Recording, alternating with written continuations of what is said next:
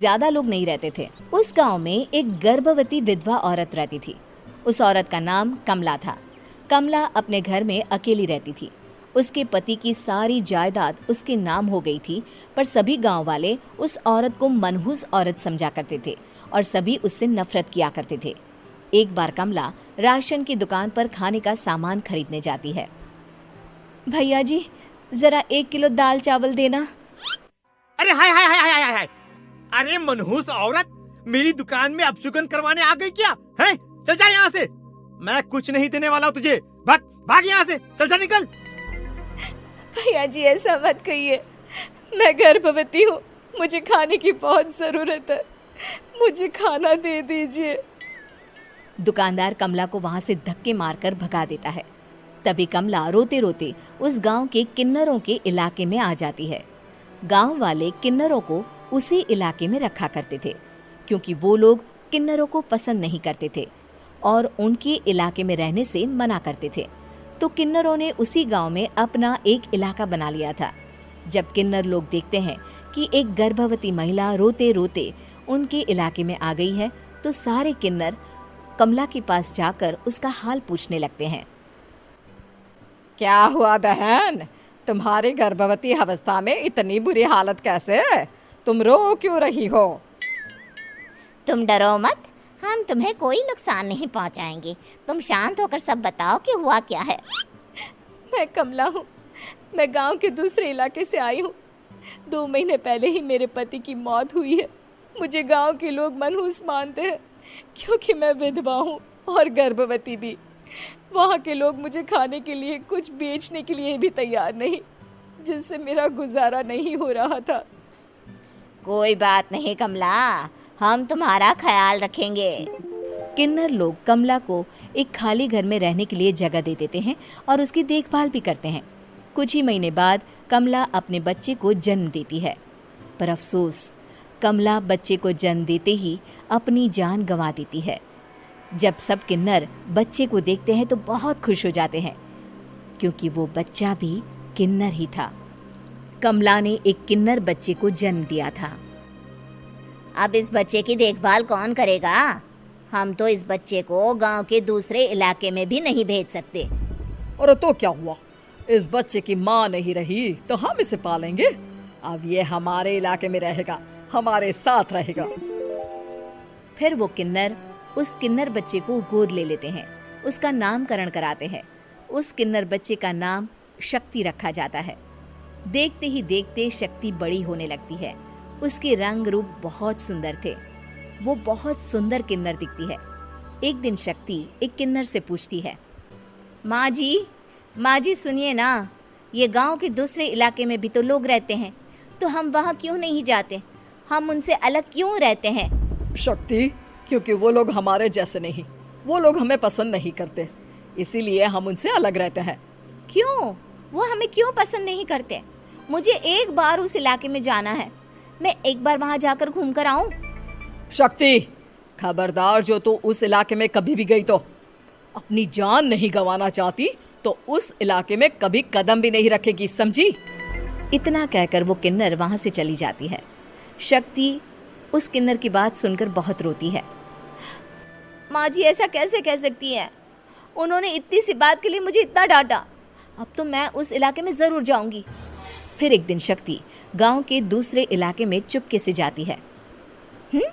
ये लोग तो हमारे जैसे ही इंसान हैं, तो ये हमसे नफरत क्यों करते हैं? जब शक्ति उस इलाके में पहुंचती है तो गांव के सारे आदमी उसके रूप से मोहित हो जाते हैं। वो लोग ये अंदाज़ा नहीं लगा पाते कि वो किन्नर है। शक्ति की सुंदरता देखकर सारे गांव वाले उसकी तारीफ करने लगते हैं। तभी गांव का चक्कर लगाने गांव के जमींदार का बेटा हर्ष वहां पहुंचता है। हर्ष भी दिखने में बहुत सुंदर होता है। जब हर्ष ने शक्ति को देखा तो वो भी उससे मोहित हो गया, और जब शक्ति की नज़र हर्ष पर पड़ी तो वो हर्ष को देखकर मोहित हो गई। आपको पहले कभी इस गांव में देखा नहीं। इस गांव में आप नए हैं क्या? जी नहीं, वो मैं बस। तभी शक्ति बोलते बोलते रुक जाती है और मन में सोचने लगती है, अगर मैंने इनको बता दिया कि मैं दूसरे इलाके से आई हूँ तो वो समझ जाएंगे कि मैं किन्नर हूँ, इसलिए मुझे इनसे झूठ ही बोलना पड़ेगा। शक्ति हर्ष को कहती है, जी हाँ, मैं इस गांव में नई आई हूँ, यहाँ अकेली रहती हूँ। वैसे आप कौन है? आप भी इसी गांव में रहते हैं? जी हाँ, मैं इस गांव के जमींदार का बेटा हूँ। आपको किसी भी चीज की जरूरत पड़े तो आप मुझे बता देना, मुझे अच्छा लगेगा। ऐसे ही शक्ति और हर्ष एक दूसरे से रोज मिलने लगते। वो दोनों अपने प्यार का इजहार करने एक दूसरे से मिलने जाते हैं। तभी शक्ति का पीछा करते करते एक किन्नर वहां आ जाती है।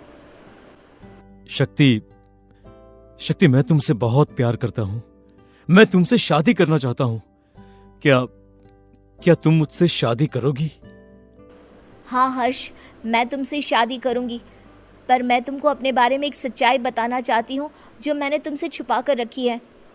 तभी उनके बीच में ही वो किन्नर आ जाती है। शक्ति, तेरी हिम्मत कैसे हुई ऐसा करने की? वो किन्नर शक्ति को खींचकर गांव के जमींदार के पास ले जाती है। हर्ष भी वहां शक्ति को बचाने के लिए पहुंच जाता है।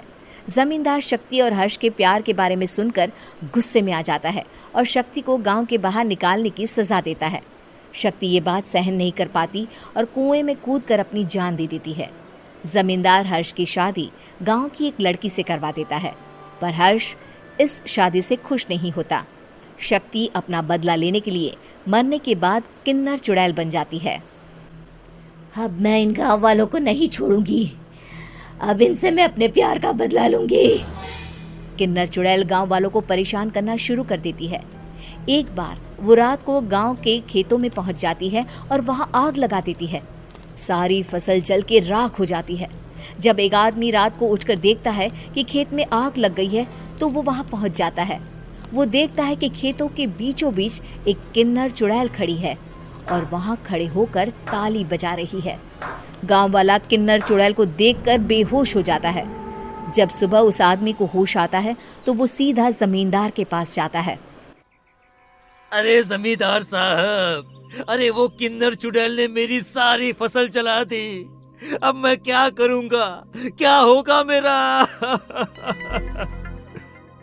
जमींदार चुड़ैल किन्नर का नाम सुनते ही सब कुछ समझ जाता है। अब वो बहुत डर जाता है। उसी रात को जब जमींदार डर के मारे अपने कमरे में सो नहीं पाता, तभी वहां अचानक से किन्नर चुड़ैल आ जाती है। किन्नर चुड़ैल जोर जोर से जमींदार के आगे खड़ी होकर हंसने लगती है और ताली बजाने लगती है। जमींदार उस डरावनी किन्नर चुड़ैल को देखकर बहुत डर जाता है। तूने मेरे साथ बहुत बुरा किया, अब मैं तुझे जान से मार दूंगी।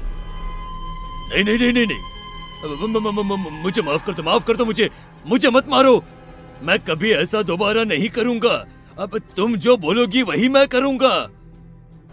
ठीक है, मैं चाहती हूँ कि किन्नर इलाका गांव के इलाके से जुड़े और गांव का कोई भी आदमी किन्नर समाज से द्वेष ना करे, उससे नफरत ना करे, नहीं तो मैं सारे गांव को मार दूंगी। और तुम गांव में एक नया कानून बनाओ कि अगर किसी ने भी किन्नर समाज को हानि पहुंचाने की कोशिश भी करी या इनसे भेदभाव करने की भी कोशिश करी तो उनको कड़ी से कड़ी सजा मिलेगी। हाँ हाँ हाँ हाँ, मैं ऐसा ही करूंगा। तुम जो बोलोगी वो मैं करूंगा, पर मुझे जाने दो प्लीज। तब वो किन्नर चुड़ैल वहां से चली जाती है। गांव का जमींदार किन्नर चुड़ैल का कहा मानते हुए दोनों इलाकों को एक कर देता है और नया कानून भी लागू कर देता है। तब से वहां किन्नर समाज और बाकी गांव वाले शांतिपूर्वक रहने लगते हैं।